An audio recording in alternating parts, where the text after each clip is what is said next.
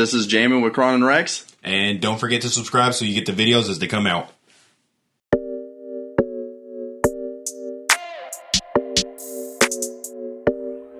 Coach Cam made this shit. Welcome to Jammin with Kron Rex. The most patriotic podcast in America. I don't think I should say the world. All right, hold on real quick. That's not how this starts off. You didn't say anything after. No, hold on. You paused. No, hold on. What? We're going to restart. All right, you ready? Okay, go. All right, 3. I'm not going to lie, it'd be pretty good if you kept that in. You'll understand why I say this. 3, 2. Don't pause again. 1. Just don't pause again. Let's jam. I'm Brenden Kron. This is Rex. And welcome to Jammin with Kron Rex. What? I didn't introduce us. I didn't say Brenden or Rex. Say welcome to Jammin and Kron and Rex, and then you say this is Rex and this is Kron. No. All right, hold on. We're just going to completely... The most patriotic podcast in all of goddamn America. All right. Shout out to America. Yeah. I'll start that off. Do you want to say who's on the podcast before I say my shout out? Okay. God damn. Yeah. Shout out to South Korea. Huh. Yeah. They didn't finish last in the Olympics. Well, hell yeah. I'm actually pretty proud about that. You know, we don't... Are the Olympics over? The ceremony is today. So yeah, it's winning, pretty right? much written. Yeah. Hear me out. Okay, all right. So South Korea. Mm-hmm. You're not in this. This is me. I figured. Yep. My aunts and uncles on my dad's side of the family and my grandma. Yes. Congrats, guys. Amongst us, we have won 6 gold medals, 4 silver medals, and 10 bronze medals. Yeah. The combined amount of gold and silver we have. So we have an amount of 20 medals total. You know. Does it say, like, what place? 16. That's not bad. Yeah. Total. Oh. What is that going? Oh, okay. That's just going off of gold medals. Yeah. Because that's what we really care about. Because, you know, history is written by the winners, you know. So, yeah. 16th overall for South Korea. I mean, put that in perspective. Jamaica got 4. I'm trying to find, like, sixth world countries. But pretty much after that, it's, like, 3rd. Yeah. And below. Finland got 0. Damn. Yeah, they got 2 medals total, and they're both bronze. So, you know, step your fucking game up. And in last place was Syria, but I think Syria has had a lot of very bad devastations. Mexico got 4 bronze. That's it? And 4 medals total. Yeah. Damn. Yeah, I was really hoping more for... Actually, I don't know what the fuck this is based off of. Because at 77, we have... Oh, okay. I guess they also put quality of the medal. Because... So a gold medal is worth more than the silver. Well, to put this in perspective, Mexico got 4 bronze medals, and they're at 84. And Turkmenistan got 1 silver medal, and they're at 77. They're at 7 spots above them, and they only got 1 total medal. Wow. And it was silver. And Mexico got 4 medals, and they were all bronze. So I guess 1 silver is worth 5 bronze, at least? I guess. But, now on to better things. What's the top 5? The top 5. Yes.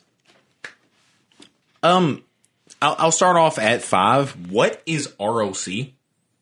The Republic of... And I definitely don't want to say China, because I definitely don't think China is a republic. Oh, Russia. Russian Olympic Committee. What? That's so weird. Because it's just ROC, like Rock Nation. But at 5th place, we have Rock Nation. At 4, we have Great Britain. At 3, we have Japan. 2, we have China. And you want to guess what number 1 was? The GOAT. Yeah, it's America. That's right. It's always America. Holy shit. I am so fucking happy about that.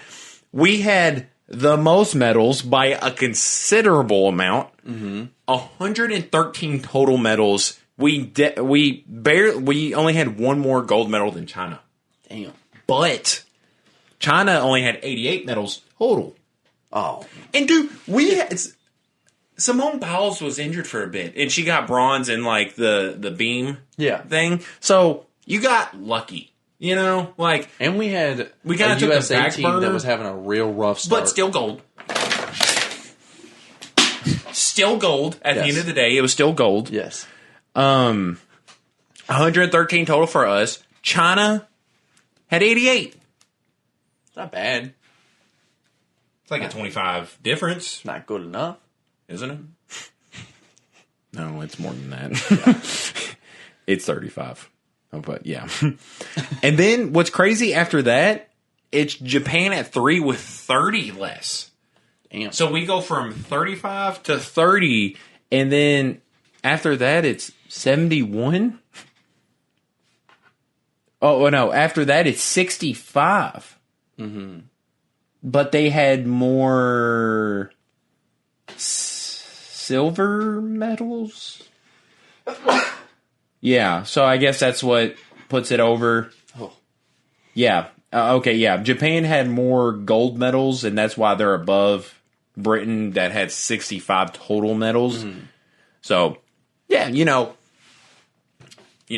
I think the only thing that could have topped this off a little bit better is if USA truly was in this hoe and Derrick Lewis would have fucking beat the Frenchman. Yeah. But, because, shout out to both of them. They both... Derrick Lewis, I don't know. He didn't look good. He didn't show out the way I wanted him to, but I honestly don't think that's much of his fault as it is just like a big showing out for Cyril Gahn. So, shout out to him, but at the end of the day, remember that France got 8th in the Olympics. So who really won? Yeah, so we really won. What nation really won that? So, I mean, we beat them by a considerable amount. Oh, you wouldn't talk about that fight at all? We can gloss over it. I mean, not that I think talking about it won't be glossing over because there's really not much to talk about. Yeah. But before we talk about it, I will say United States had 113 total medals, while France had 33. So, do with that what you will throughout this conversation we're about to have. But who really won, Yeah.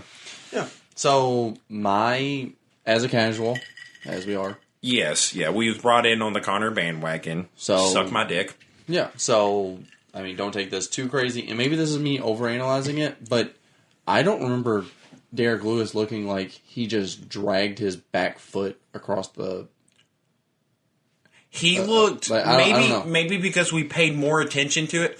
Yeah. I'm thinking the reason we paid more attention to it is because the broadcasters made a special point to point out the fact that Cyril Gahn was so light on his feet. Like, he was bouncing around like a boxer would. Yeah. He was so light on his feet that, it looked like at any point, if Derrick Lewis was to throw a leg kick, Cyril Gahn could just lift up his leg.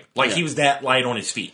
Yeah. But and it Derrick looked Lewis like... was dragging his back foot. Yes. And, he was dragging his back foot, but overall, and I know I said it to you 20 times last night, but, he was heavy as shit on his feet. And I'm sure that's probably been a thing every single time. Yeah. But going against someone like Cyril Gahn, who's a heavyweight, and someone that's so light on his feet, they made it a point multiple times to be like, this guy fights like a middleweight. Yeah.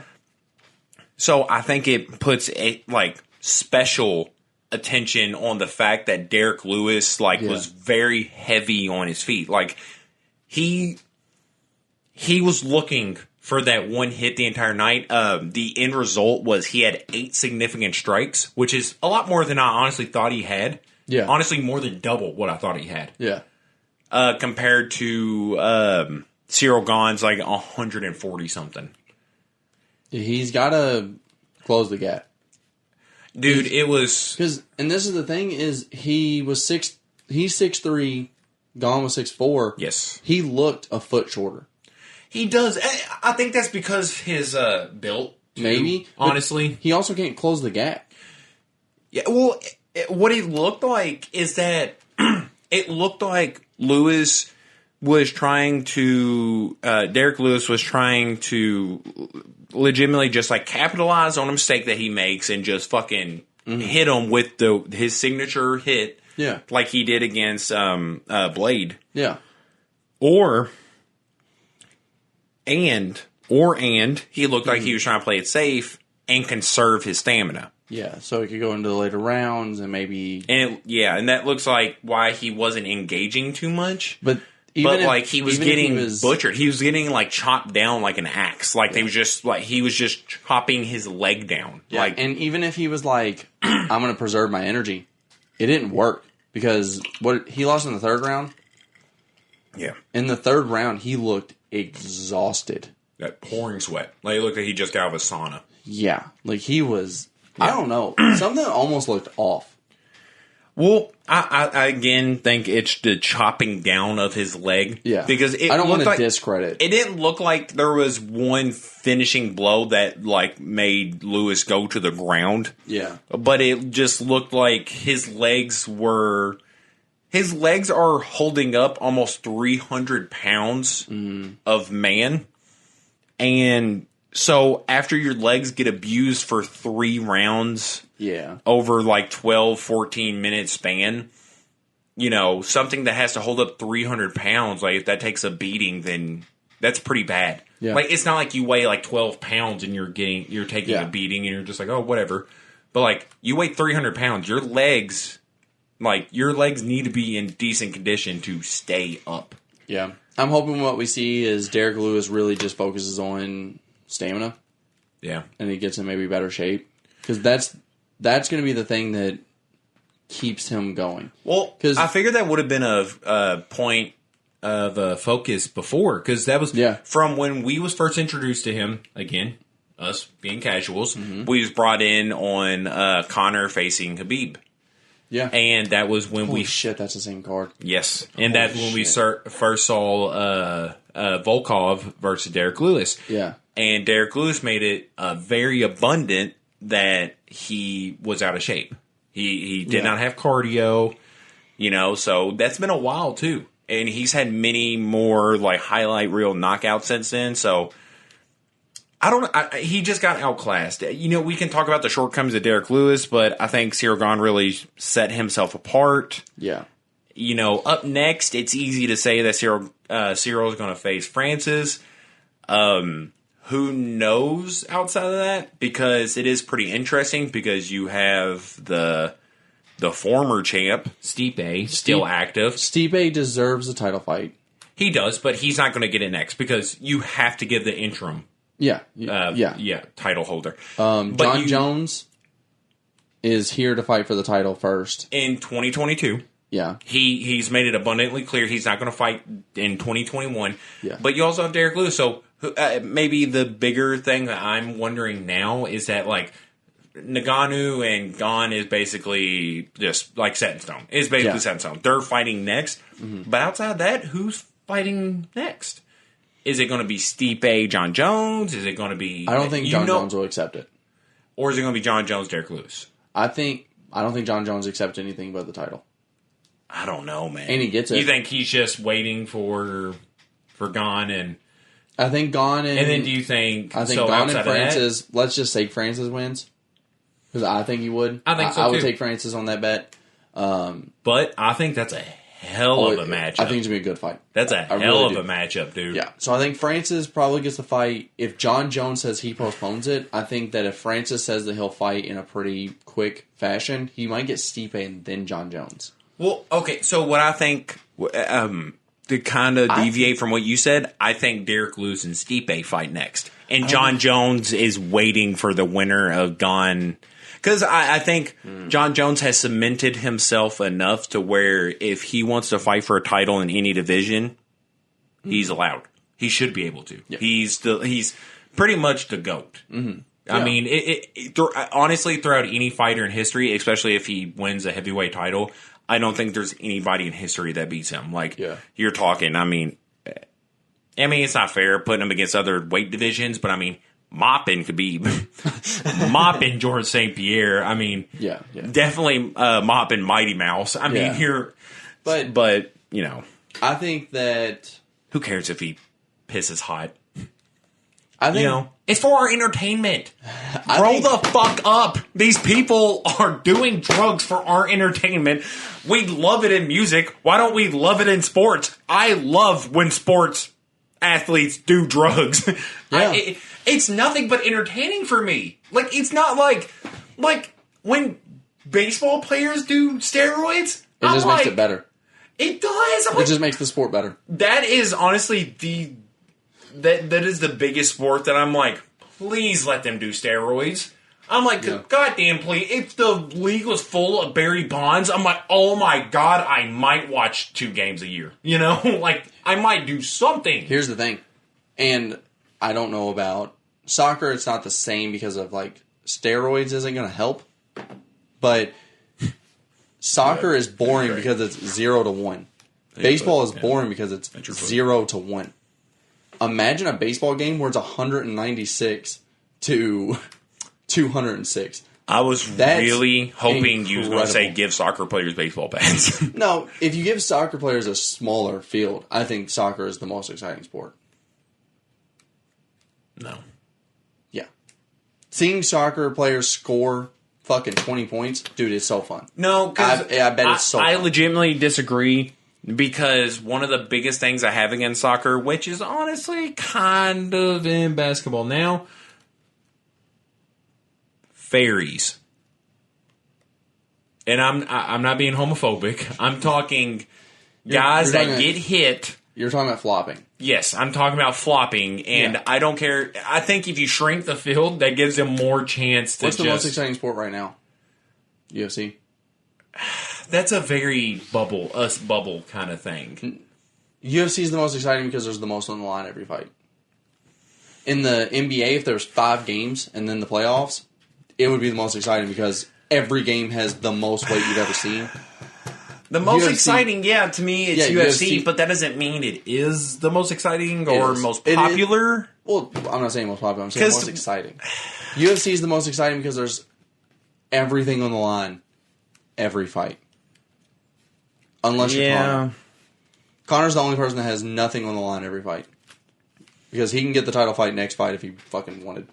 Like, well, I was going to say that, and John Jones maybe, but that's because he's proven himself. It's for completely different reasons. Well, I was going to say that, and because like every single time Conor fights, whether he wins or loses, he can drop like a good like deposit on a mansion. You know, like, he makes nights. He brings out the red panties on other people.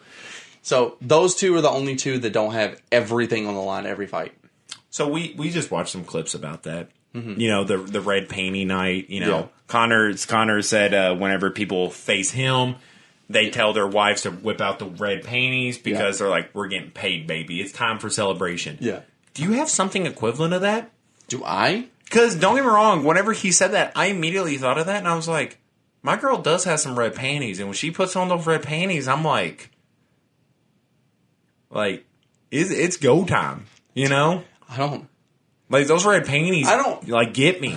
I don't have the, baby, put on the red panties, this happened. Well, no, not to put on the red panties, but, like, do you have something equivalent to what he's talking about red panties are? Like, do you have, like, the put on the ball gag? Like, it's... No, that's what I'm saying. No, I don't. You don't have that? I don't have the, if this happens, put on the red panties, we fucking made it. Oh, dude, red? I don't know what the reason is. Yeah. Maybe it's because it's one of the 6 colors I can actually see. But red is so goddamn sexy to me. What stance are you taking here? What are you talking about? I'm not taking a stance. I'm just fucking horny. You said, do you have something that's like the break out the red panties? No. Not to break out the red panties, but what's your red panties equivalent to that? Like what item? Like you're like, babe, bust out the butt plug. No, like you were like, what is your equivalent? Don't tell me what I was. You were like, bust out the red panties, and then I was like, no, I don't have something that's like bust them out. I don't have any like accomplishments like this. And then you're nerd. Like, and then what's your item? Yours is probably like Don't talk shit. Yours is probably like Exodius. Like, bust out the forbidden one. You fucking nerd. What is your thought of? Where's he at? Where's his awkward high five? He's over there. Off camera. What's your equivalent to that? Not Exodius, but what's your equivalent to red paintings? Like bust out the lingerie, right, so now you're bust out now you're asking the bust out question. the tuggy. Okay. What is it? All right. I don't know. The red panties are crazy. Dude, red panties are crazy. Yeah. I think that might be mine. Dude, I'm not gonna lie. Obviously, like, you know, we are both romantically inclined to white women right now. I think that very much depends on the race you're with. Huh. Cheetah print on black women, it is undefeated. Crazy. Undefeated. It is crazy, dude. Yeah. Shout out to Dennis Rodman. but I mean, dude, I'm glad I wore this hoodie. Yeah, that wasn't even a part of it. I don't know shit. Yeah, Rodzilla. But yeah, I mean, it really does. It really depends on that, and like, I don't know, it's fucking crazy. But my most like prevalent thing is probably like red lingerie. Honestly, damn, I was hoping you were going something extreme. That's for OnlyFans. Babe, bust out the strap on. Your boy got a $3 raise. We hit 1,000 subscribers. I actually did. I got a $3. I whipped out the strap on. But yeah, I was just wanting to know like what your equivalent of that is. Like like big payday. Like you're fighting Conor McGregor. What are you telling your wife to whip out? Yeah. Well, I thought you were asking the opposite. I thought like what the big payday was. No. That's why. And you asked the question like that, and that's why I was like, "Why are you?" Again, I'll give you one more chance. Do not tell me what I fucking did. You asked the question. Do not tell me what I fucking did. I think I know what I did. I don't need you to tell me what I fucking think I did. Well, that's what you did.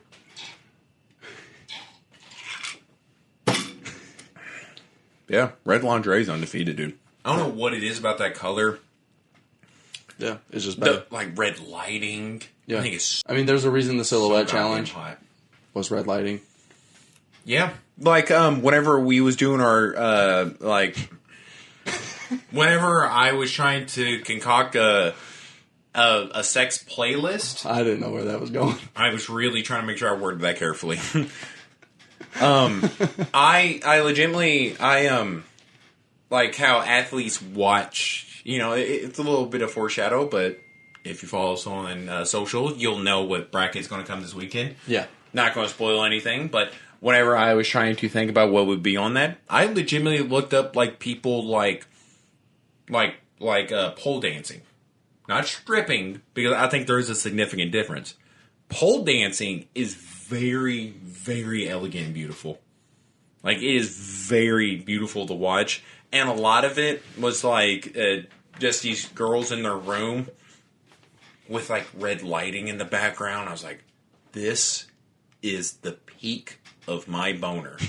Like, it is so goddamn beautiful.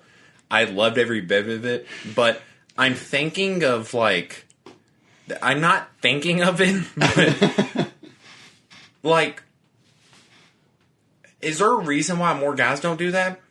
Like, is it related to their dick and balls? Because, like, I know, like, a lot of the times when girls, like, pole dance, they're, like, wrapped around it. Is a guy's dick and balls, like, kind of, like, kryptonite to that? Because, like, does it make it harder? Because, to me, I'm imagining, like, me wrapped around a pole and my ball sack is just...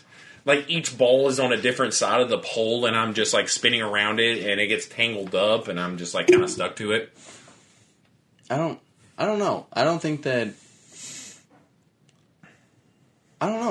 girls want to see that as much as guys want to see that.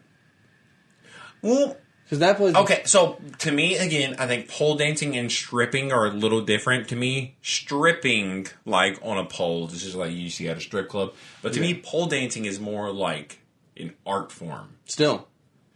Well, to me, it's not for like. Well, again, to me, it's not really like your pole dance. Like, because like a lot of the pole dancing that I've seen have been like videos of just people doing it at their home, just kind of like showcasing like kind of an artistic expression. It's not really for like I'm a stripper. I'm gonna go do this at a strip club. Yeah. And I'm not discrediting what you're saying. I'm saying I don't think that girls want to see guys, or guys want to see guys do that as much.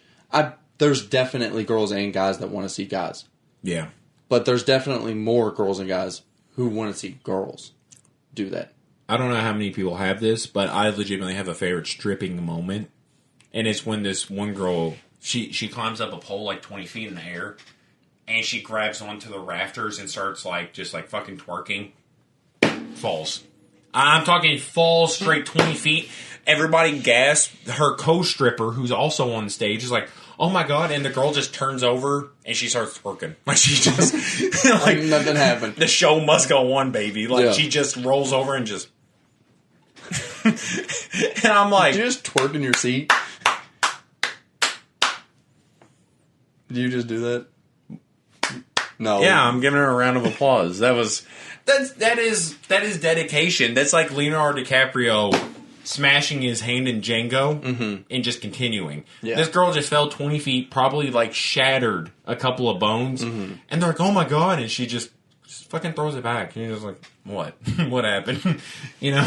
So, we kind of got away from the main subject for a while, but something else I wanted to talk about because it made me think of the commentary styles. We've noticed for a little bit that UFC is pretty biased when we're talking.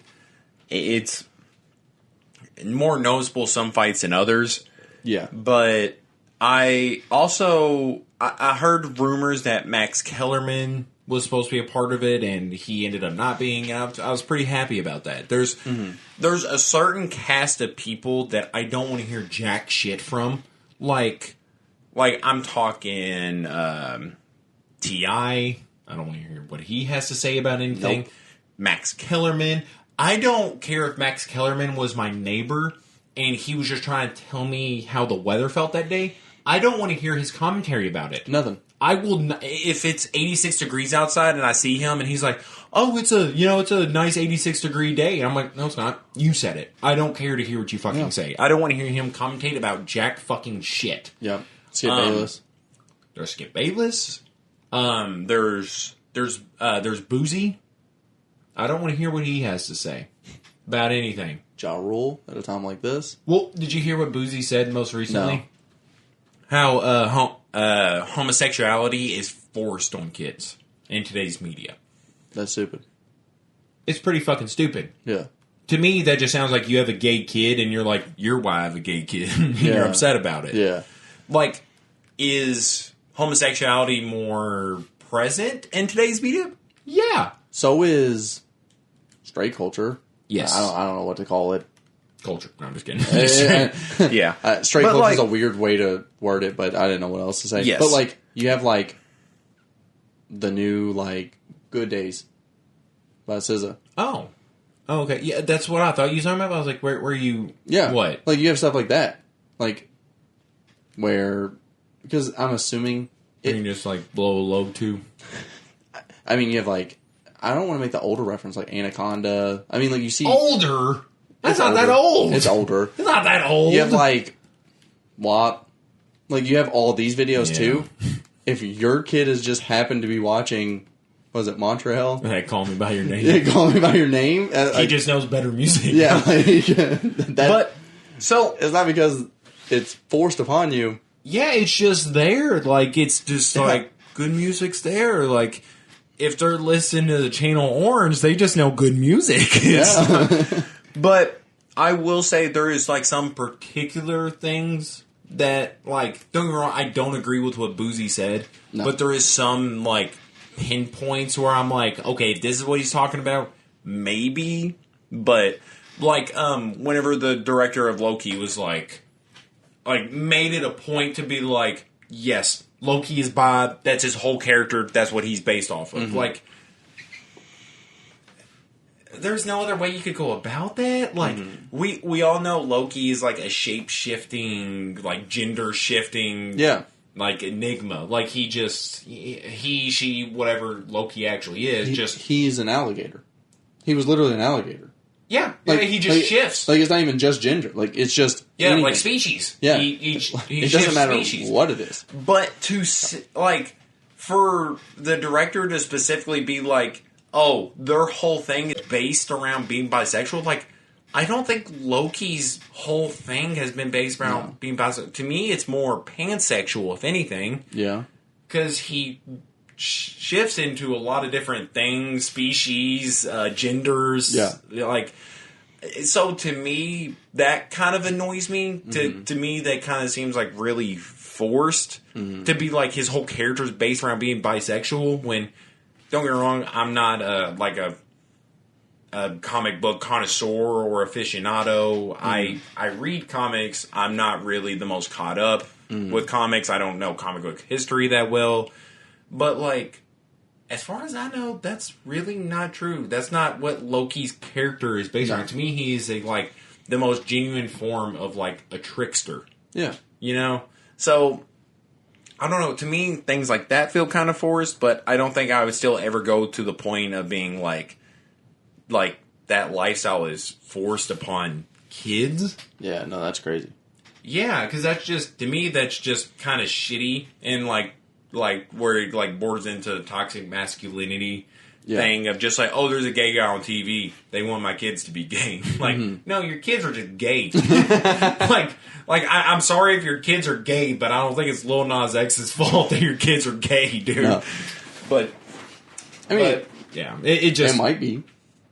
Not like in the wrong. He has yeah. posted some pretty bad pictures. Yeah, I'm saying not in like a he weird. posted some pretty bad pictures. Not no wrong reason. Just he just might be the reason your kids are gay. Shit, he made me think about it.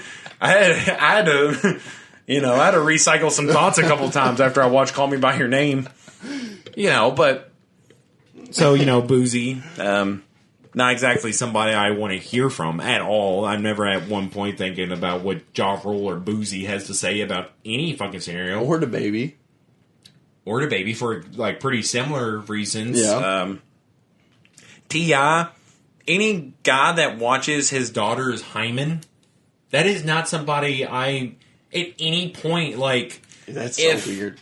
Yeah, if I ran into T.I. at a gas station and he was like, "Oh, you should go to this gas station. It's a little bit cheaper down the road," I'd be like, "No, I'm not doing that. You're weird. You watch your daughter's hymen to see if she's a virgin still. Like, yeah, it is really. It's weird. That's a very weird thing, and I don't know that I don't know. That's kind of one thing I'm not like." Kind of passive on name calling about, because that is something that he should be called out for more. That's a very weird thing to do. Like, I'm not a parent. I don't know what it's like to be a parent, but I can't imagine as a parent I would ever watch anybody's hymen except maybe my wife. This is also weird, but a lot of people call out like Tom Brady for kissing his kids on the lips, but no one calls out T.I., and that's definitely more weird. I think it's how Tom Brady kisses It his is kids. weird. Dude, it's really weird. Tom Brady in that video had already been kissed by his kid, but it was like, what was that? Yeah. And then, like, dude, brought them back to kiss him harder. Yeah. And I was like, okay, you went for round 2. Round 1 wasn't enough for you. You called your kid back for it to run it back to best 2 out of 3. And I'm like, that's weird. Yeah, no, it's weird, but I feel like the T.I. thing's more weird. Watching your daughter's hymen, it's definitely more weird. It's weird. That's really weird. That's I will give you that. That is like like miles weirder. Yeah, but T.I.'s definitely called out less than Tom Brady, and it's also because of the public stance. Tom Brady is definitely more in the public eye than T.I. is. Yeah, fair. People are just like, oh, this is a weird guy from like Georgia, Like, like, I don't know what they do in Georgia, but like Tom Brady's a world class athlete, like considered a GOAT in something that he does. A lot of people think he's the GOAT of like sports. Oh, of sports? Yeah, like he's the greatest athlete ever. That was the argument. When I see Tom Brady, I'm not picturing an athlete. Yeah, that's the big debate there, is like you don't think of an athlete when you think of a middle-aged white man. So that's really I think what there's a lot of sports that I would beat the dog shit out of Tom Brady in. Yeah, for sure. Yeah, like I'm not going to lie. Anything outside of like football and bowling, Yeah. I mean, unless he wants to run routes. I think I'm a better wide receiver than Tom Brady is. Yeah, he did fumble fumble it. He's probably a better quarterback than me. But he did fumble that pass in the Super Bowl. Mm-hmm. Yeah. Yeah. Arguably the reason they fucking lost. Honestly, maybe the only thing he's better than me in sports is being a quarterback or bowling. I could picture him being oddly good at bowling or I bet he's good at golf. Golfing. He is decent at golf. Yeah, he's a rich white guy. Yeah. What rich white guy couldn't beat me in bowling? You know, I mean, that's what rich white guys do. Yeah. But more importantly, off of that, another person that just got added to the list of people I never want to fucking hear their opinion again. Mm-hmm. I don't know if you saw it. I didn't see too much of it. From what I did see, people have like a similar stories to me. Mm-hmm. Kendrick Perkins. Oh shit! I thought we were agreeing on this. I had something in mind. What? Chuck. Charles Barkley. Oh, okay. Did you hear what he said? No. He said he would take Kobe and Jordan over LeBron. Oh, yeah, he's a fucking idiot. Yeah. I didn't know if that's what you were about to go into. I was like, perfect. Did you see what Richard Jefferson said back? No. Richard Jefferson said... Oh, not screenshotted. Yeah. He commented back and said, in all fairness, Chuck is right. LeBron didn't get drafted to a team with Shaq like Kobe. Cavs never found the Pippen in Bron's first 8 years because he was too good. They never drafted high. P.S. Charles got drafted to a team with Dr. J, Moses Malone, and 2 other Hall of Famers. I see his point, though. Okay, so Charles Barkley even went on further to say that LeBron has kind of ruined his legacy with super teams. Yeah, and that's why he said what he said. So, Charles, what do you consider Shaq? Do you not consider that a 2000s equivalent of a super team? What do you consider Dennis Rodman and Scottie Pippen? Do you not consider that the equivalent of a 90s super team? Yeah. What do you consider Kareem Abdul-Jabbar or James Worthy to the Lakers? What do you consider that to Magic Johnson? The people have done that for fucking years. Yeah. And you're going to discredit for LeBron for trying to do that to fight other super teams? He's not the inventor of super teams. No. You could say he started his super team because of the Celtics. And the Celtics aren't even the curators of super teams. They've been around for as long as time has existed. As long as the NBA's been around, there's been a thing of, oh, hey, why don't I play with other good players? Yeah. You fucking idiot. Something that that's why you didn't want to ring. Yeah, something I never Brenden? realized. But that he said is Jordan had bad seasons. That's why they were able to draft Scottie Pippen. Yeah. I never thought about that. Yeah, LeBron was too fucking good in his first 8 years that they just couldn't get a good draft pick to help LeBron. Yeah, Richard Jefferson's pretty dope. Isn't that weird? I've never thought about it in that way. So that kind of leads me more into what I'm about to say about what Kendrick Perkins said. Perfect. Kendrick Perkins, he brought up the hypothetical of what if right now Giannis Antetokounmpo and Kevin Durant was to retire, whose legacy would prevail more? Oh, what the fuck? And to me, I get it. You know, me and you do this podcast. We got to come up with some content. We being on a bigger scale like Kendrick Perkins is, like being a somewhat credible ESPN analysis, you got to come up with some hot takes. But shut the fuck up! How disrespectful is that to Kevin Durant? Yeah, that you're whose legacy would live on more if they both retired? Giannis Antetokounmpo, who just won his first finals, or Kevin fucking Durant, who's arguably a top 5 player of all time. Are you fucking kidding me? I was going to say easily top 5 small forwards of all time. Easily. And you're talking like a decent argument for top 10 all time. Yeah. Top 10, maybe even top 5. Giannis is top 5 very arguable. top 5 power forwards all time. And it's very arguable to the sense that, like, he hasn't been around that long. And this isn't to discredit Giannis, because I think Giannis's reign has kind of just really started rolling. You know, he just won his first finals. KD's 3 or 4 deep. He's younger than Damian Lillard. Yeah. Dude, that blew my fucking mind. Yeah, Damian Lillard needs to figure some shit out soon, but... yeah, but that's crazy to me. He needs to start... Just how young Giannis it really is. But how fucking unaware is that hypothetical? It's so dumb. To be like, if they retire, like, are you fucking kidding me? It would easily be Kevin Durant. If you it's not even a question. Here's the crazy thing. If you want to completely take out the NBA, Kevin Durant is the highest scoring Olympian now. He just passed Melo. Yeah. Even in just the Olympics, he's done more than what probably Giannis has ever done. To me, a lot of that falls back to the fact that having, I'll say this the best way I can, that centers in basketball should never be analysts. Centers in basketball don't know basketball. They really don't. You see, it's night and fucking day. Yeah. Whenever, like, whatever fucking show that, like, Ernie, Kenny, Chuck, and Shaq are on. Yeah. It is night and day whenever you see Shaq half-assly talk about his take or opinion, and then they have, like, a guest star on, and it's, like, Dwayne Wade. And Dwayne Wade's like, no, I actually see the fucking floor. Mm-hmm. I'm actually kind of a general in this shit, and you're down there to collect rebounds. Yeah. And oops. Yeah. Like, that's what you're there for. Yeah. So that's why you see like Shaq, Kendrick Perkins become analysts, and you see like Kerr become a fucking coach. You see Jason Kidd become a coach. Yeah. Why the fuck is like Shaq? I get it. He's probably more personality than like accurate analysis. Because I mean, Shaq is a likable guy. You know, he's got a good personality to carry a show like that. But like, what the fuck are you analyzing, dude? You caught lobs from Kobe. Like, okay, Shaq's good. Shaq's a fucking great, arguably the best center of all time. Yeah. But I don't think you should analyze jack shit. You know? Yeah. Because, like, and to a much more degree, Kendrick Perkins.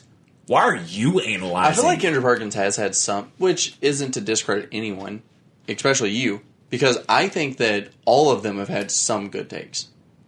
Yeah, you're bound to make a couple. Exactly. Yeah. But they all have had a lot more bad if you're a center. Yeah. Like, almost statistically, you have more bad than good if you're a center. Yeah. And that's kind of where we're getting at, more than just like, oh, they've never had good takes. Yeah, more than like they're centers, they're retards. Yeah, like they really have had good takes. We've agreed with Shaq on a couple times. Yeah.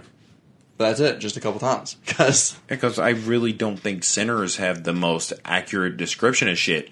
I don't think they really... And like Charles Barkley, a power forward, maybe you don't have the most accurate take on shit, because... and maybe someone who never actually played with LeBron. Mm-hmm. LeBron would eat your fucking ass in a game. I mean, are you fucking kidding me? You dominated an era where you was athletic for a fat guy that was 6'7". Yeah. LeBron is arguably the peak of athleticism. At 6'8". Yeah. At 6'8". Even taller. He would take your fucking lunch money, dude. Are you fucking kidding me? You did good and still didn't win a goddamn ring in an era where that was acceptable. That's not anymore. If you don't win a ring, you're arguably like written off as or maybe you're Glenn Davis. Yeah, you know. Yeah. Maybe you're just a fat guy on a good team, but Charles, you couldn't carry a good team nowadays. Yeah. I think you honestly put him on today's Suns, they still want to beat the fucking Bucks. So yeah, because that's weird to think about too. If you don't win a championship in today's league, you're probably you're almost talked out of the Hall of Fame. Almost. Yeah, when back then it was more acceptable that it was like only the best teams. Yeah, there's only like one or two teams for like the next decade that's going to win, and that's kind of how things are. But because people were talking about Giannis, they're like, if he doesn't win a ring, he has to leave and get ring chase from here on.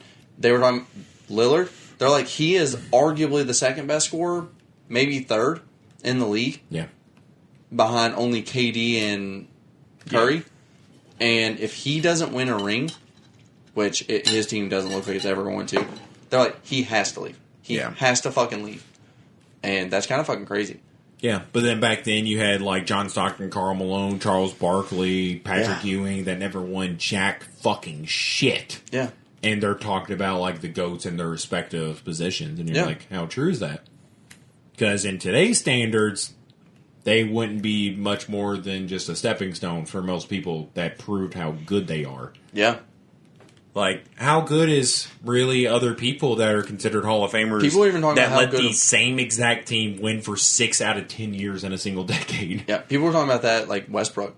He might go down as the best Hall of Famer that's never won a championship until he went to the Lakers. Now people are like, he might actually win one. I hope he does, man. I do too. I hope that team fucking wins. And you've heard me call Westbrook like a stat stuffer on this podcast. I don't think that's not true. I'll say I'm not changing that. Yeah. I don't hate the guy, though, and I genuinely hope he wins a title. And the fact that if he wins a title, as far as this year's concerned, it's going to be with LeBron, Anthony Davis, and Melo. I'm super rooting for him. Yeah. I'll never not root for Melo. Yeah. I really want Melo to win. God damn it. I want Melo to win a fucking ring. Holy shit, I want Melo to win anything. What are you just talking about the Olympics? That dude is a multi-Olympic gold medalist. He was the highest scorer ever until this. Yeah, until just fucking now. Yeah. But goddamn, that again to kind of bring things back around. We talked about how like Conor McGregor got us into MMA and whole. Mm-hmm. We just talked about people like LeBron, like KD. What I wonder is that if you met like your like idol or favorite celebrity, do you think they'd like you? I'm gonna go like sports celebrity since we're kind of talking sports. Okay. I mean, I don't know. I don't think they dislike me. Who is it? My favorite athlete. It doesn't have an athlete. Just I'm just saying, like, favorite. You're thinking Dennis Rodman? Dennis Rodman. Yeah. My favorite current athlete is Stephon Diggs. I don't know if Diggs would like me. Why? He seems like he really likes someone who like. He seems like someone who really works hard. He lost in the playoffs, and he watched the entire celebration. He watched their entire celebration just to get motivated. Like, I wouldn't be that guy. Yeah. And I think that he likes people who, I assume he likes people like him who would work super fucking hard and like take that shit personal. Like, he has like almost the Jordan mentality of the NFL. But his accomplishments, it's a little. Oh, it's way different. But so what about Rodman? I don't have the how you and Rodzilla getting along? I think Dennis Rodman likes everyone. I mean, he was raised by a racist family and likes them. And later on in life, in all fairness, race is a relative, but he moved in and lived with a racist family and got along with them and kind of talks good about them. Like, I think that he just likes everyone. I don't think that Dennis Rodman's someone who's like, oh, I hate this person. You're really not going to talk about his strong friendship with the North Korean dictator? Yeah, as an example of I really figured that at least be on the dot. Yeah, I think that Dennis Rodman likes everyone. So I think that if I met Dennis Rodman... Oh, yeah, I forgot about the North Korean dictator for a second. What about you? Mike Tyson, is he liking you? Is Mike Tyson liking me? I don't think I have a lot to offer Mike Tyson in the realm of like a back and forth about like personal experiences. I'm also 24, so maybe that's a part of it. But I don't think he hates me. I don't think we're like best friends. But I don't think he just absolutely hates me. Yeah. But on the music side of things, okay, who's your favorite music celebrity? Tyler. Oh, Tyler, yeah.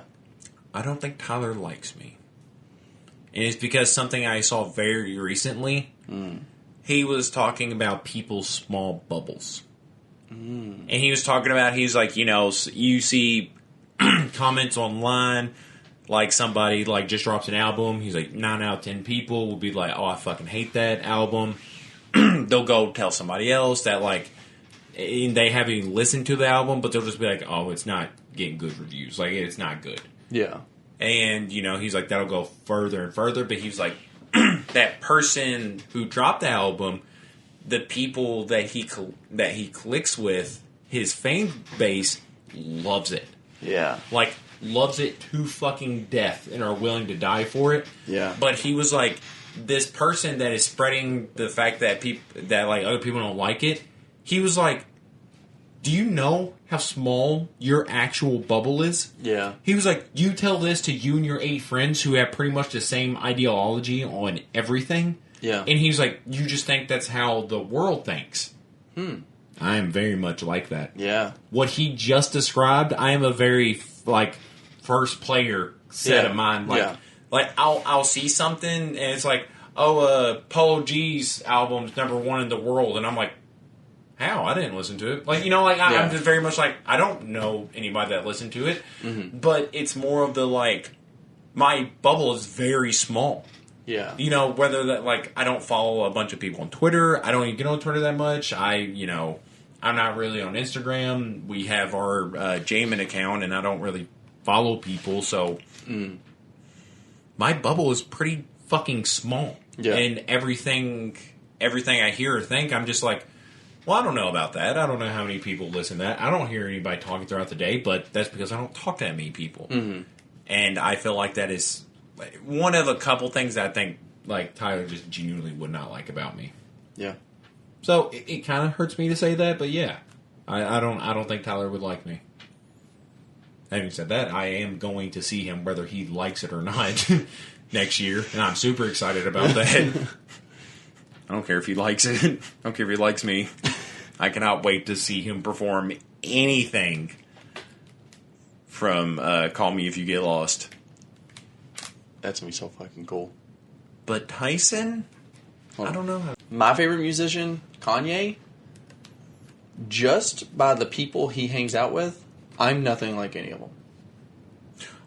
I honestly, I don't think he would like you. Yeah, that's what I'm saying. And I don't think you'd like him. I don't know. Dude, he seems so superficial. It just arrogant and just... No. I'm not against it. Yeah, but I think it's different when it's that degree. I think really the superficial side of things would just... and again... I don't fucking know him. Yeah. But... You know the whole, expression, don't meet your idols? Yes. I think it's because, people hold their idols to higher standards. I think that's kind of, the universal reason of it. Yeah. I love when an artist, even if I, barely like them, let's say, IDK, who just dropped an album that was a more, centric around his life. I love hearing stuff like that. I love hearing people open up about who they actually are. Yeah. And be more like themselves. So, I don't think that I would have that problem. I kind of know what I'm getting into when I meet my idol. At least I feel that way. That's probably what a lot of people think too. Because when you say the term idol, people are probably like, "Oh, I know them." I literally idolize them. But when they meet them, it's a different thing. Like when you go to meet certain people, certain celebrities, you're probably like if somebody's favorite celebrity was Michael Jordan, they're probably like, "Oh, I know he's arrogant. I know he's probably a prick." But then they meet him, and he's just like, "Don't get these fucking kids near me." And you're like, "Oh, okay." Yeah. I also think about it as if you're my favorite person in the entire world's a comedian, and then you meet him, and you're like, he wasn't even funny. It's kind of different. Yeah. You're talking about somebody's persona.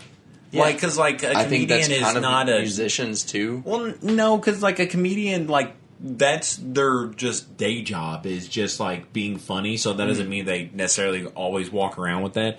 But when you talk about other people, you're talking about them being a decent human being, and a lot of that is probably not reached well. Do you think? If I met Future, I think I know exactly how Future is. Maybe I'm wrong. Yeah, I mean, I don't know. I feel like a lot of the people are just gonna kind of be pieces of shit. I can't remember which.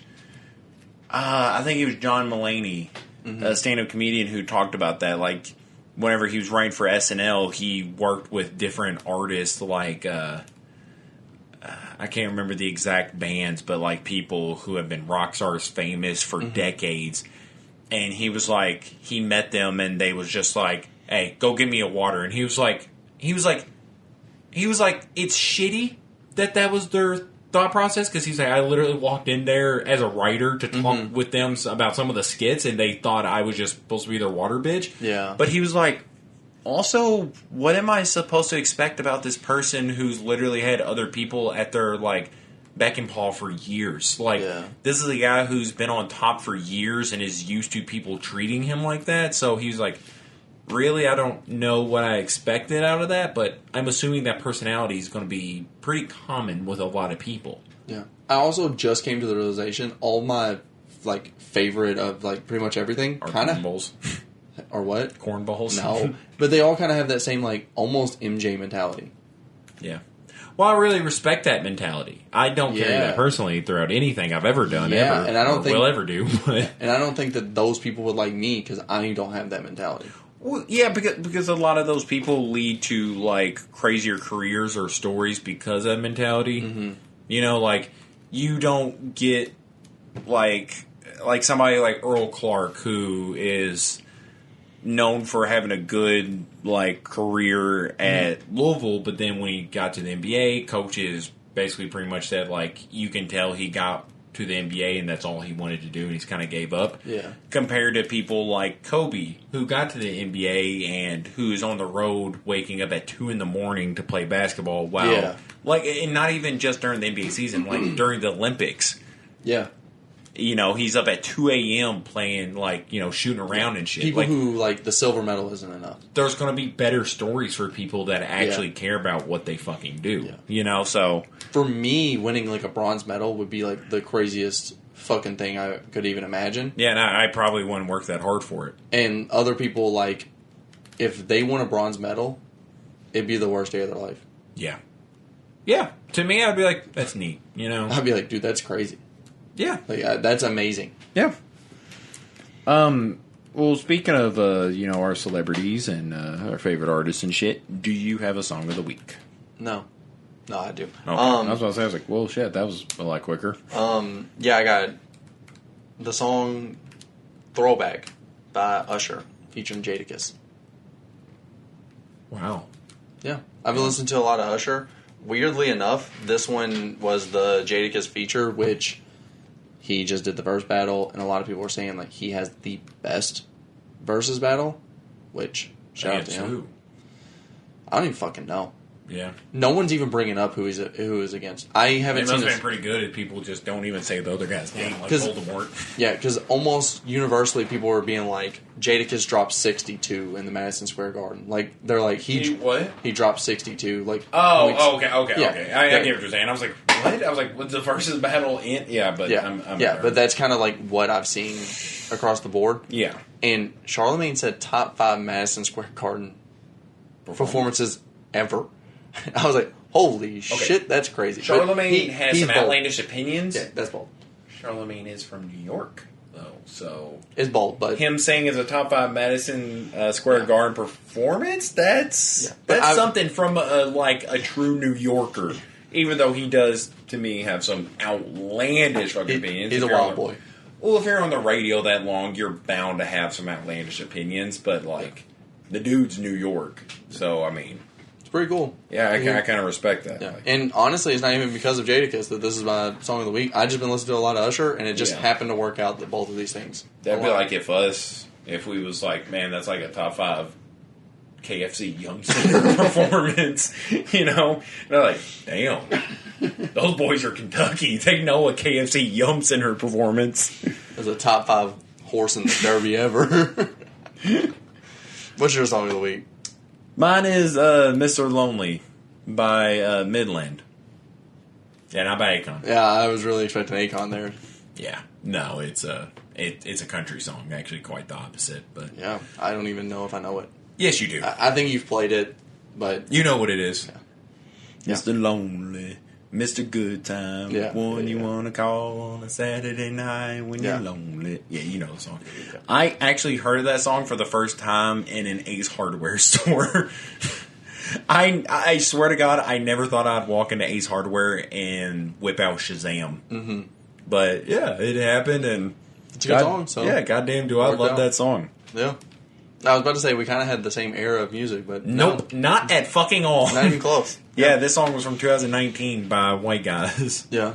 In the country genre, so yeah. Yeah. Wow. Me and you, we're different. Built different. Built different. We hit different. So, do you got one more before we go? Yeah. Well, I'm going to interrupt you. So, before this, okay. Don't forget to like, subscribe, rate, follow us on Instagram. Turn on the bell notification. Oh, yeah. Shout out to Coach Cam for letting us use his music. It's a big deal to us that he lets us do that. Yeah. The intro slaps. And the outro. You're just going to say sucks. No. I thought he was going to say sucks. I was like, dude, I like it. But goddamn, we should talk about it at a different time. No, it slaps. It's like we're recording. No, motherfucker. It slaps. Fuck. Cut. God damn it. Like, this is when you want to bring it up? Alright, but this last topic, let's go with it. Are you sure you don't want to interrupt me again or say... say Kron Rex? You don't have anything else you want to just interrupt me with? I'm sorry, I want to introduce us. Do you? No. Okay, shut up. Okay, I'm interrupting you again. What I wanted to ask, because you are pretty mellow by a lot of standards. Okay. I want to know, what is, like, the top thing without thinking too hard into it? What is the one thing you can think of that, like, sets you over the fucking edge? Every time, like, it's consistently something that just aggravates the piss out of you. I can only think of this because it's... Well, no. I was going to say because it's recent, but no, it's always happening. Traffic. Traffic will put me... just, like, over the edge so quick. Yes. I just drive off the edge every goddamn time. Like, I am... There's almost no scenarios where I'm like, I'm going to fight this person. Yeah. Driving for more than 30 minutes, I'm like, I'm ready to just pull over and fight anyone who wants to fight at this point. Yeah. Really, like, day to day, I will take, like, a decent amount of shit. Mm-hmm. But when it comes to driving... If there is somebody in the far left lane going the speed limit, yeah. I'm willing to fight them. Yeah. Like, there's almost no other walk of life or scenario where I'm so quick, where I'm ready to beat the dog piss out of this person going the legal limit.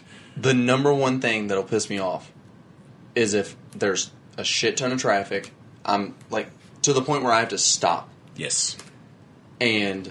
we keep going. I finally get through all this traffic, and it was because there was a wreck on the other side of the lane. Everyone just slowed down to look at it, and it caused us to stop traffic. You get all the way there, you've been checking GPS for a while, and it just shows up red, and then you're like, oh, fuck, there must have been a wreck. And then you get there, and it's actually on the other side of things, and you just see some fucking dipshits who are just like, ooh, what's going on? Go home. Go the fuck home. Who the fuck cares? If you want to know so bad, pull over. Get off the road. Yeah. Let us drive past it. If you're so interested, why don't you get in a wreck?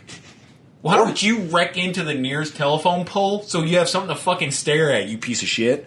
Like, I hate so much being on the road with people like that. I just hate being on the road, honestly, because of other people. The road is genuinely my least favorite place to be because, like, throughout life, there's been a couple things that have consistently pissed me off. And, like, whenever I was a teenager, it was usually video games. Yeah. Like, video games piss me off. I cannot tell you how many controllers I have broken throughout my entire life, or PSP consoles. I was gonna say, you snapped an entire PSP? Yeah, a couple times. I think I have went through 4 PSP consoles in my life, but... Yeah, I remember that shit would piss me off, and, like, my parents would get on me because they would hear me, like, cussing in my room. Yeah. But then my mom went off on my dad because he said something to me, and she's like, why are you saying stuff? You used to, like, bite the PlayStation wires. And I was like, what did you fucking do? He would do that while, and saying, you know my dad, you've met him. Yeah. He would do that while he was playing Zelda. He played Zelda. I can't... hold on. Yeah, a lot. I'm sorry, Yeah, a lot of yeah, things just thrown your way. Him I'm playing sorry, Zelda, crazy. dude. I would have. If you watched any episode other than this one, you know Rex's dad is a big, strong, tough guy who goes like to the masculine, Yeah, like very he's masculine. like kind of your stereotypical, like born in the 70s, toxic masculinity, just built fucking guy. So playing Zelda is just as crazy. I figured that was something that, like, if I was playing Zelda around him, he'd be like, "What are you playing, you fucking nerd?" You know, like something like that. You know, Yeah. But he used to bite the wires on the old PlayStation controllers that like hooked directly into the PlayStation when he would get mad.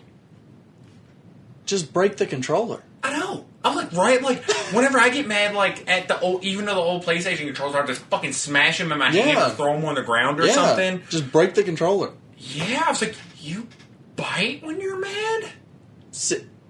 I'm even thinking about it in the crazier way. A $60 controller, a $250 game system. I was like, what are you, a Tasmanian devil?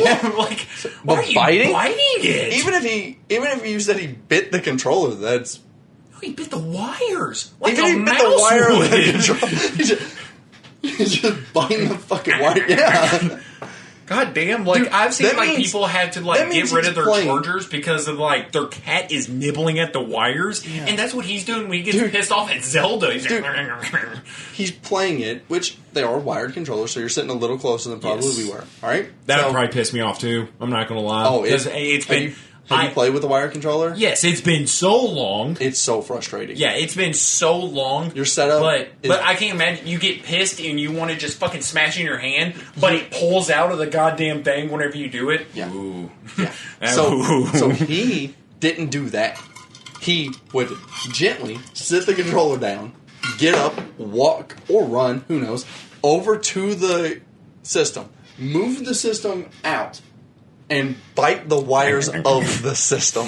You know what I think that is? I think that's training. I think he lived with my mom for a while at that point, and he would hear her complain about him, like, screaming or, like, hitting controllers. So he was like, God damn, I'm so angry. If I say something, she's going to bitch, so I'm just... you know? I really think that's what that was. I think he just trained himself to the point where, like... What am I going to do? What's the most silent thing I can do to destroy something right now? Biting. Bite it. There is so many scenarios where I've been mad and biting has never been No. Like, that's never been an outlet for me. Like, I remember... Throwing, punching. Yeah. Like the little inside car lights. Yeah. I remember I've gotten so pissed that I just literally punched straight in the air and I knocked the car lights down. Because I literally looked around. I was like, "What am I going to fucking punch?" I was like, something's going to fucking get it. I just punched straight in the fucking air like Superman going out of the phone booth, and I just knocked down the goddamn lights. And Usually it's satisfied. like punch straight to the steering wheel, punch straight, like hammer fist down onto the fucking console. Is that what it's called? I have done both of those, Yeah. and that's why I can't do that anymore. Oh, so they're both fucked up? My steering wheel is bent. My steering wheel is bent from where I've punched it, and I was like, okay, I can't do that anymore because at that point I'll probably sprain my wrist when I go to like hit a sharp curve. And I was like, so fuck it, I'll punch my console when I get mad. I had to buy a sticky Velcro for it to stay down now. I remember whenever you would drive, your fucking middle console would sit up. Yes. So you would always drive. Yeah, because I broke the thing. Yeah, but you'd punching always drive and you'd lean on it. Yes. And then so it would stay down. So now I bought Velcro for it to stay down. So now if I want my middle console, I have to go and it just tears open. So yeah, now, I'm working on the roof of my car. I'm working on taking the top off of my car. Dude, when you run out of that, the only next thing is either like selling it. Oh. Well, I was at the back seat. You're gonna just turn around and start fucking punching the back seat. Either that or I'm gonna start picking up hitchhikers. Beating their ass. Something's gonna happen. I'm gonna look at my steering wheel and be like, nope. Look at my console, nope. Nope, the top is off. I'm gonna stare at the hitchhiker, You're fucking hammer fist him. Dear God damn it! You're gonna start like cutting people off in traffic to just be like, pull over, so you can fight them. I'm gonna get cut off in traffic. I'm like, where's a goddamn hitchhiker? Oh my god! I'm gonna pull up like, you want a goddamn ride? I'm like, yeah, get in. Get it, I'm beating his ass. I beat the fuck out of him.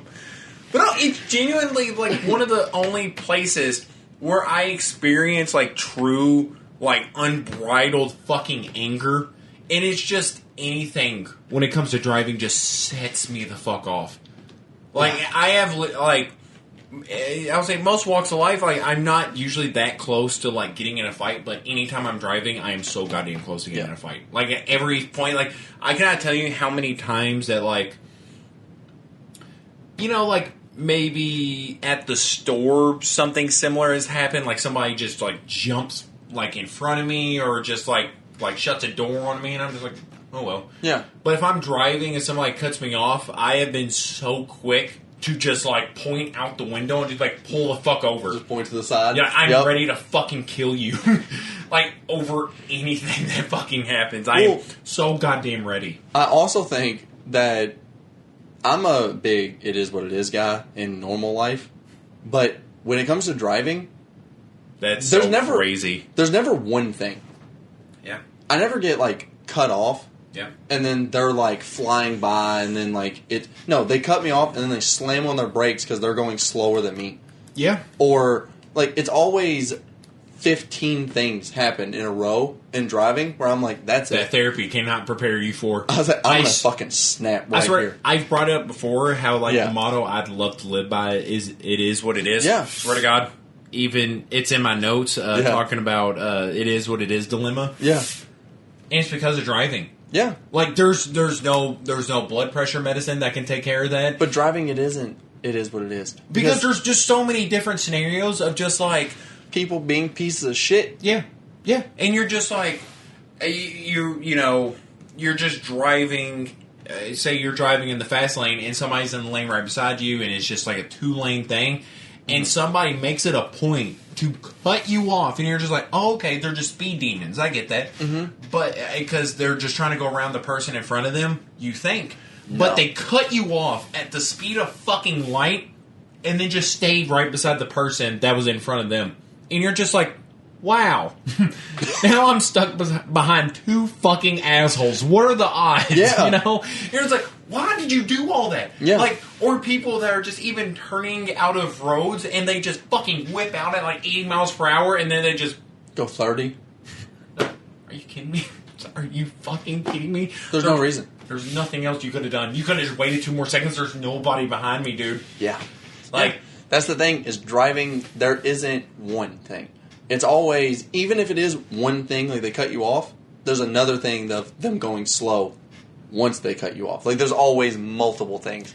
And what pisses me off is it's usually not just on the road when it happens. There's usually a series of events, like say like you're leaving for work in the morning, like you wake up a little bit later, the alarm clock didn't go off, the fucking toaster burns your fucking waffle for whatever goddamn reason it decided to. Yeah. You're walking past something, your belt loop just gets caught in it, it pulls you back, and you're just like, yeah. You're like, oh goddamn! Like I am so ready to just fucking murder somebody. Yeah. Doesn't matter what you're holding, you drop it. Yep. Yeah. Yeah. It's just a series of events, and then you get onto the road, and then that's when shit starts happening. Like, you're about to drive through a green light like a normal pedestrian would, but then still some asshole that's turning left, it's just like, oh, I missed a red light by like 2 minutes, I'm still going to pull out in front of you, and you're just like, ooh, today it has to fucking happen. But on any other day, things will go perfectly fine. But the fact that things are not going right today means things are not going to go right on the goddamn road. It means the road is awful. You're running a little late, traffic. Traffic that you've never seen on the same road that you go on every day. Today, backed up to the point where you can't even move. If there is the slightest chance of rain that day, 5 wrecks. There's going to be 5 wrecks before a drop of rain hits the goddamn road. Yeah. Because people are already freaking the fuck out. They don't know how to fucking drive. And that's coming from me, somebody that has a rear-wheel drive car. Mm-hmm. Like, learn how to fucking drive under those conditions. Like, it blows my mind that just like so many people, if there's the smallest amount of just water on the goddamn road, I-65 is backed up like 400 miles. Like, you're not going to go anywhere that day if it's raining. No. If it's raining, I just know that now my day's ruined. I'm late everywhere. Yeah. If I want to go anywhere, I'm late. If I want to walk next door, I'm going to be late. Like, it's everything.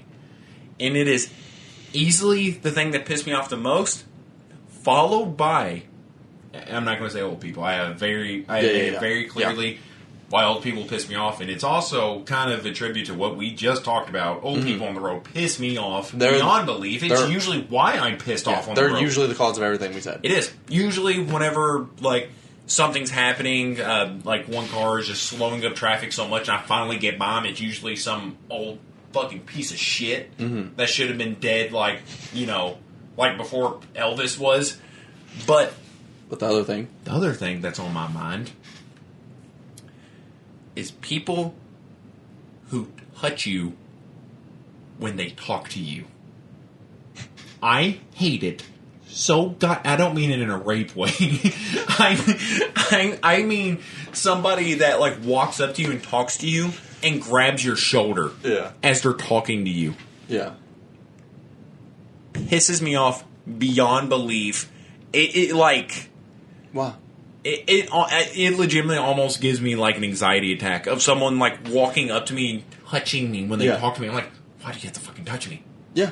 Like, can you not say what you was about to say without like fucking grabbing my shoulder or just, like trying to shake my shoulder? Like, I'm not a small guy. I'm 250 pounds. I shouldn't have somebody walk up to me and shake me. Yeah. You know, and some people just feel like they fucking need to touch you when they talk to you. I don't get it. I hate it so goddamn much. It irritates me so fucking bad. Because usually it's, like, meant in friendlier ways, but even when it's not, I think it's a lot worse when it's someone you really don't know, and they walk up to you, and they're just like, how's everything going? And they just fucking drop their hand on your shoulder, and you're like, what the fuck? I'm trying to think of a scenario where it's okay. Or, like, I don't know if you ever had any friends that would, like hit you, slap. Or just like walk up and just like act like they're putting you in a chokehold. Hey, what's up? Yeah. And you're just like, what the fuck? Get the fuck off me. Yeah, like, are you hazing me? What the fuck are you doing to me? Get the fuck off of me. Like, like I don't know. To me, there's not really any scenarios where you need to talk to me and touch me. Yeah. Like, I have honestly done that if I'm describing a very specific circumstance. Yeah. And I will legitimately apologize to people and be like, hey, I'm not a touchy talker, but to explain to you what I'm about to tell you, I need to, like, kind of touch you. Yeah. But holy fucking shit, I hate it. I hate it so much. I cannot think of something else that I would rather somebody else do to me, or rather not do to me, except dunking on me, I think. Now that I think about it, I think getting dunked on is probably the worst thing that could happen to me. Like, I'd rather please don't hold me to it. I'd rather get shot up like 50 Cent than somebody dunk on me. Do you get what I mean, though? I do get what you mean. Getting dunked on is like, I'd honestly rather get in a fight and in an Arby's parking lot and somebody spit on me than somebody to dunk on me. Getting dunked on is disrespectful. Getting dunked on is not just disrespectful, because at the end of the day, you're like, oh, you know, we're both basketball players. We do what we gotta do. I would dunk on him. But, like, it's one of the most, like, public forms of embarrassment. You know, like, this is actually probably prevalent on my mind because of another fucking Frenchman.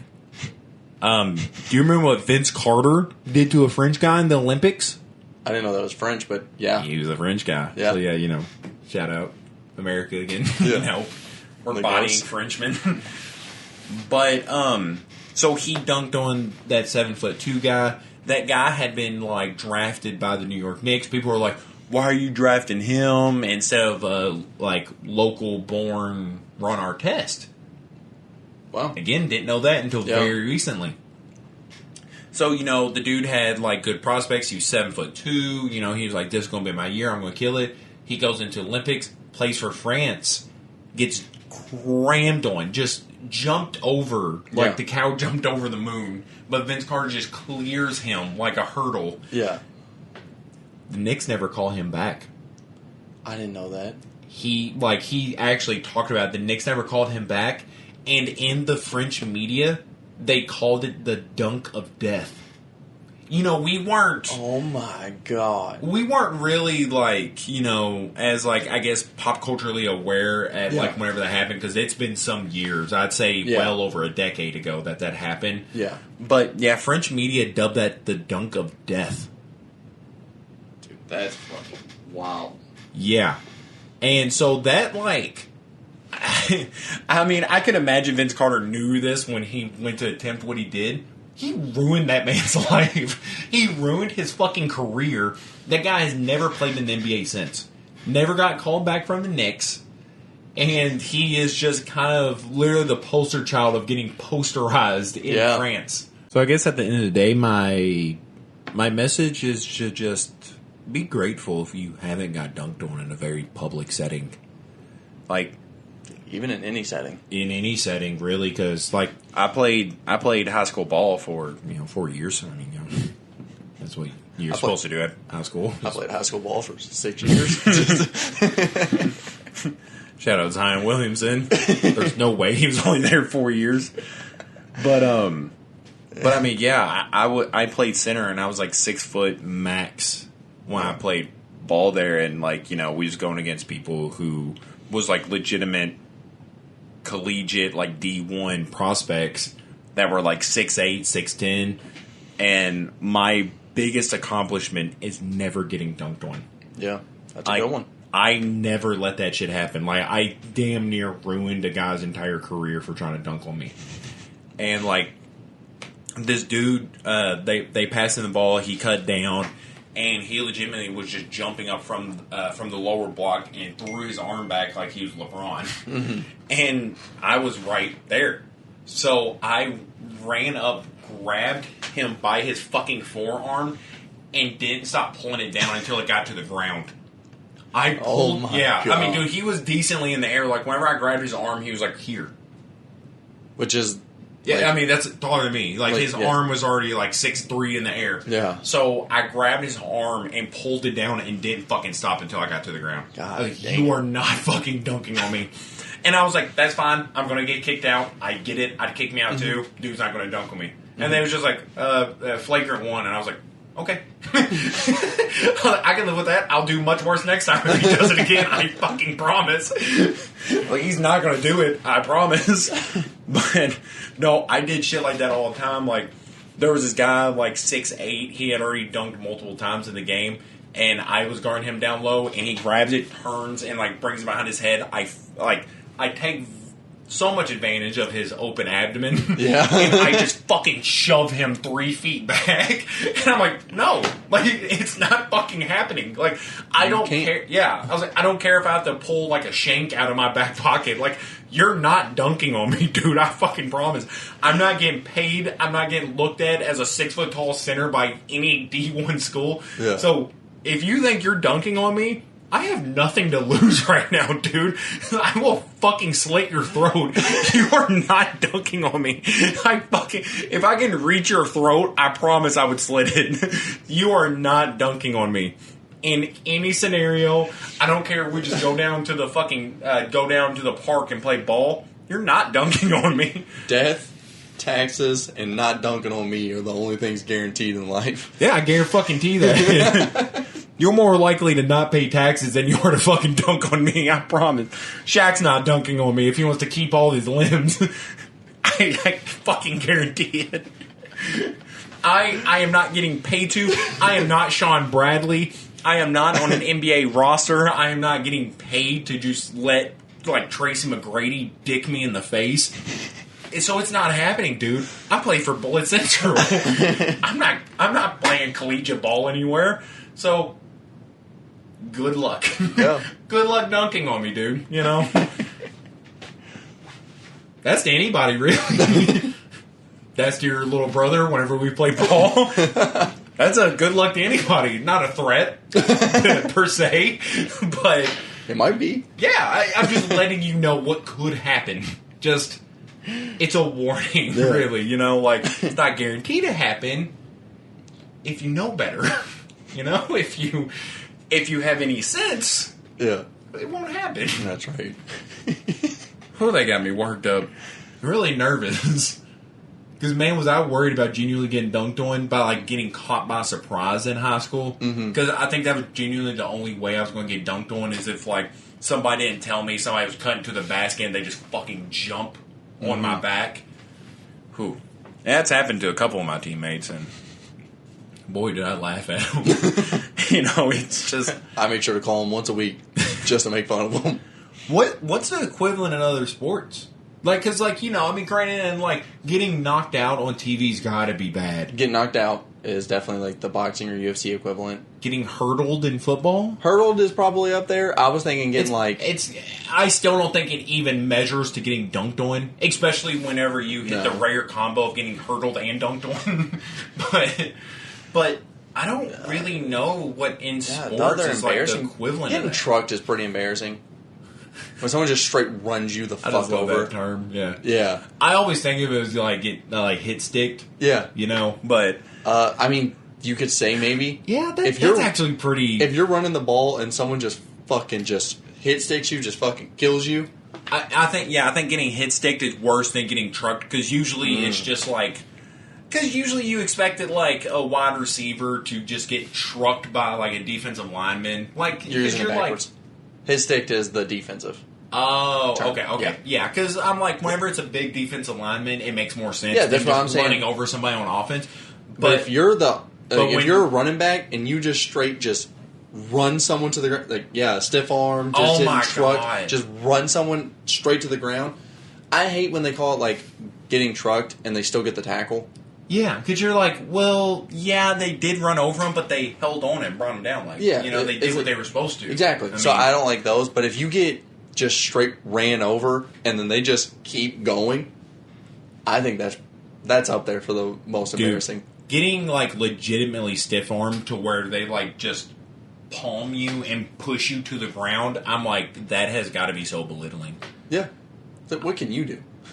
You're done. You know, like, coach has got to take you out and put in, like, the punter. You know, like, you're useless. If you get trucked by the punter, I think there's one highlight of it, but oh my God, if it happens, it's over. Like, your career's over. Honestly, basketball probably has the most embarrassing things that could happen to you, because like getting crossed. If someone is just moving and you just can't no more. That's so fucking embarrassing. Like getting your ankles broken even in football, like if someone you know, just fucking get you, it's pretty bad. But in basketball, when somebody's dribbling and they just fucking, you just go flying. I think basketball's got, like, the most embarrassing things that can happen to you. I'd rather honestly genuinely be knocked out on TV than getting dunked on. Nothing in baseball is embarrassing. Except playing baseball. But I'm saying, like, there's no embarrassing moment. Like, oh, you go for the grand slam. Oh, you get out. Like, yeah, even, like, the most embarrassing thing that I could think has ever happened would be, like, somebody, like, sliding to, like, complete an out and the person just jumps over them. But even then, you're just like, like, you know, like, it's just a good play on their part. Like, it's not really, like, your fault. Like, there's 4 athletes that can do this. And I think that's what, like, is probably one of the most fun things to watch in sports is the potential to, like, very publicly humiliate somebody. Yeah. And I really enjoy that about basketball. You know, football definitely has those moments too. And even soccer has those moments. Yeah. Because, like, their versions of, like, breaking somebody's ankles are pretty goddamn bad sometimes. They're mean. Yeah. And in soccer, legitimately, people have been killed over the results of a soccer game. So, I don't know if that's... Soccer's got its embarrassing moments. Yeah, I was like, I don't know if that's embarrassing. But I know there definitely has been, like, somebody that accidentally, like, hit a goal in on their own team. And they was murdered after. So, That's pretty embarrassing, right? Yeah. Not only do you score on your own team, but then you're murdered by your own fans. That made me What embarrassing moments of like your own team. Do you remember Anthony Davis in college? No, what happened? Didn't he get like spanked bare ass in Oh the my locker god! room? No, that's not even close to what we were talking about. I was like, did he score on his own team? No, or no, I'm saying you're talking like- about him getting spanked. Yeah. Totally different. Well, I'm Holy- saying embarrassing. Well, I mean, getting killed isn't an embarrassing moment, but embarrassing moments of like if you your die own via cat scratch fever, pretty embarrassing. that is embarrassing. It's got to be. But yeah, that tended to be something that Basketball has the most embarrassing moments. I do not like that video anytime I see it, and I genuinely repress it because it is a video of Anthony Davis, the star power forward to a championship-winning Lakers team, getting held down. Bare ass. And, more importantly, it doesn't look like he's totally against it. Now, like, it's one thing when you're like, this guy is very clearly being hazed or sexually harassed, but they're recording him, and he looks at the camera and goes, ah! When you're 6'10", you're too tall to be doing that shit, dude. That is, you got a scholarship. Could you imagine, like, your parents are just on Twitter and they're just like going throughout their day, like, man, I really hope he's having a good time there. And then they just keep scrolling, and they see their son being spanked, going, oh! You're just like, oh. Oh. I don't know if he likes playing basketball or he likes being on a basketball team, you know? Like, man, I really hope he actually enjoys basketball. Man, I really wish you wouldn't have brought that up. Embarrassing moments. That is truly... I think I'm more embarrassed about it than he is. You know, because I was like, I loved watching Anthony. I do consider myself more of a Louisville fan. Yeah, but I've same. always enjoyed watching Kentucky as a team play for like at least the better part of a decade, more than I have Louisville. Yeah. So seeing the star, like probably like the star pupil of like. I would honestly maybe say college basketball in the past 10 years, but Kentucky... I think it's not arguable that he's top 5 best college players ever. Yeah, we're talking like specifically the reign in college, right? Yeah. Yeah. Because I was saying, yeah. Yeah. But like, yeah, his reign, his short-lived reign at Kentucky was like one of the most dominant like eras of basketball. And then just to see him face down on the floor getting spanked... I don't consider him a top 5 college player anymore, man. I really don't. I'm taking Peyton Siva over. I'm really... If we're to reverse time and we're doing a fantasy draft of every college athlete ever, I'm picking Peyton Siva over Anthony Davis because of that. I know Peyton Siva wouldn't let that shit happen to him. And he's not even 6'10". I think he barely cracks the mold of 6 foot. He was the team leader. He'd have been the one No, spanking he wasn't. him. Oh, I was like, Anthony Davis definitely wasn't. Nobody does that to a team leader. No. Could you imagine somebody doing that to LeBron? Siva was the team leader. He'd have been there spanking Davis. That's right. You, in life, you were either the spanky Or the There's really two different aspects of life you can go down. Please do not be college Anthony Davis. And it is so crazy to tell somebody to never want to achieve what Anthony Davis did in college. But my God, if I ever have kids, I will be like, please do not look up to Anthony Davis in college. One last thing about Anthony Davis. Oh, please, God, no. He's known for having a unibrow. Don't make that your look. James Harden is the beard. Like, that's pretty fucking cool. And he desperately needs that beard, I will add. That makes him, like, 300 folds more attractive. But Anthony, I really don't know how... I mean, dude, I'm sure he's gotten it fixed by now, but did you see how fucked his teeth were? They were horrid. They were horrid. They look like shark's teeth. Like... Yeah. There's just multiple rows of them. Yeah, like, it looked like shark's teeth that somebody, like, fucking punched back. Yeah. Like, they just looked like shark's teeth in reverse. Like, they were all going towards him. And he was the first human omnivore. So, with turtles, they have, like, a bunch of, like, rows of just, like, sharp teeth, like, lining their throats that are all, like, pushing towards them. That's to, like, for whenever they swallow shit, it stays in there. Like, it's to keep it down. Huh. And that's what it looks like Anthony Davis had. It was just to keep food down, that he had teeth that were, like, facing towards the back of his spine. They were all just... But, man, I really hope he's not doing any of that. I hope he wins the second ring soon. I'm kind of hoping not. That dude can never be a captain of any team that, like, I would ever be a part of. Like, even if he just dropped out of the NBA and I joined a men's league and he was on the same team, I'd be like, you're not captain. I'm the captain of this goddamn team. And I was like, you want to know why? You want to fucking know why, dude? I'll fucking show you. So you know why. Yeah. We'll reenact this shit right now. You're not the goddamn captain of this team. Oh, man. Yeah, that is not how I wanted to end this. I really like Anthony Davis. Yeah. From what I haven't repressed, but... I really like Anthony Davis, but... Yeah. Shout out USA. Shout out Coach Cam. Shout out us. Shout out the Lakers. And shout out the Lakers. What else? What else is a good shout out? One more shout out. What's going to be your last shout out? I'm trying to think of something that doesn't get enough shout outs. Fat cats.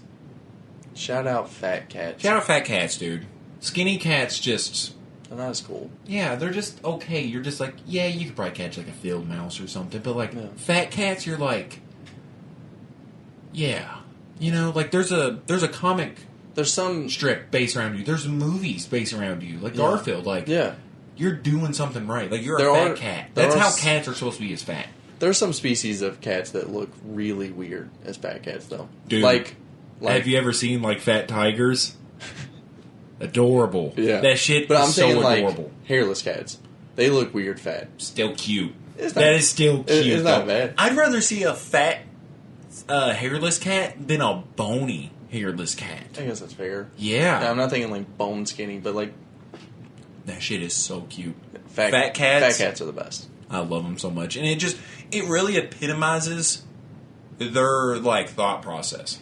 Like fuck you. You feed me. Yeah. I lay around the house and I fucking sleep. Fuck you. Like, you know, like they just don't give a shit. Yeah, they're like, we want to be domesticated by these guys. Yeah. So you're going to feed me, I'm going to shit in your carpet, and I'm just going to get fat. Fuck you. You know? And you're going to live with it. Yeah. So shout out us, shout out the Lakers, shout out Coach Cam, shout out USA, and shout out Fat Cats. Yep. USA in this hoe. And that's been Jammin with Kron Rex.